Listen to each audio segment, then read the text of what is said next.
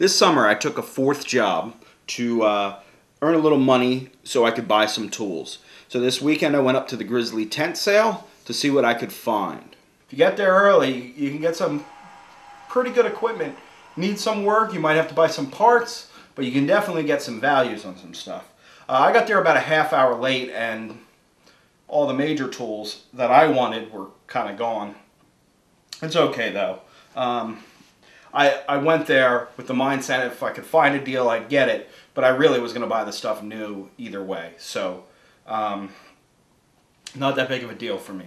So what I did do is I bought a lathe, a little benchtop lathe, the model GO658.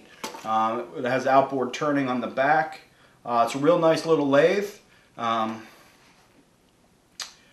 That was fairly easy to go ahead and pull out of the box. It was practically set up in there. And the other thing I bought is I finally got a joiner. I got a 6-inch joiner, the GO654. Now I was going to get the model above this, but then when seeing it in the showroom, realizing how small my shop is, it's really hard to get a judge of the size of this stuff in the catalog, right? Because it's just a picture of the joiner with really nothing to compare. So when I was really in the showroom, I could have finagled that bigger joiner in here. It would have been pushing it. I mean, my shop's very small, didn't really have too much of an area to put it.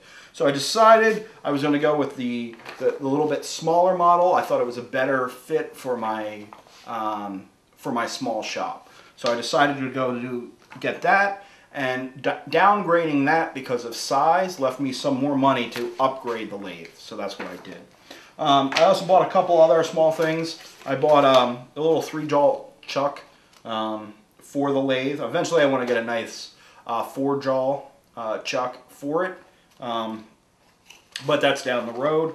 I also bought this Steel X turning kit. Now, it's not the most extravagant turning kit. I think I spent 80 bucks on it, but it's got a good wide array of tools, roughing gouge, parting tool, scraper,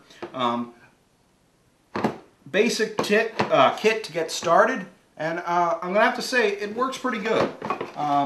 So I also have no comparison, but I'm happy with the purchase. And two, that'll allow me to see down the road if I do upgrade tools or get better tools, which tools I actually use, which I don't use.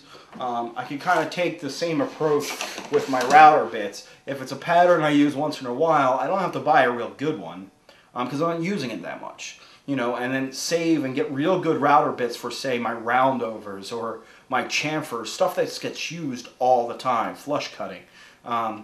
Put the money in those, and the keyhole cutter that I use maybe once every 3 years doesn't have to be the best quality. In fact, I have one in those little skill kits that has like 40 router bits. It's a good way to get started, and then you start seeing which ones you use all the time and go get a beefier bit. Good way to get started. So I decided to take that same approach with these lathe tools. So let me show you a little bit of the lathe, and then we'll go and we'll look at what we have to do with the joiner. Okay, here it is. It's not too bad. All I really had to do was put the live center in, and the spindle turner doohickey, the drive center. This is variable speed. I do have 3 positions, but I also have the ability to really crank that and adjust that. Right there controls the speed of the motor. Everything on it's pretty beefy for its size. I would have to say it's not too bad. This back wheel, I don't know, in my opinion could be a little bigger, but we'll see if that really becomes a problem. It does look like I could put a bed extension on it. I mean, it looks like they cut it for it.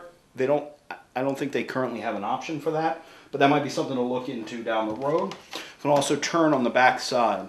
There's a faceplate here. I can move the tool rest over and turn bigger things here.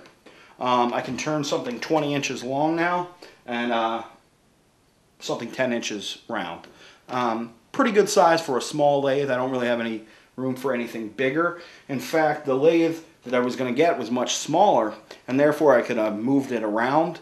We're going to have to permanently put this somewhere. This weighs about 140 pounds, and it needs to find a little home. So I might build a stand for it.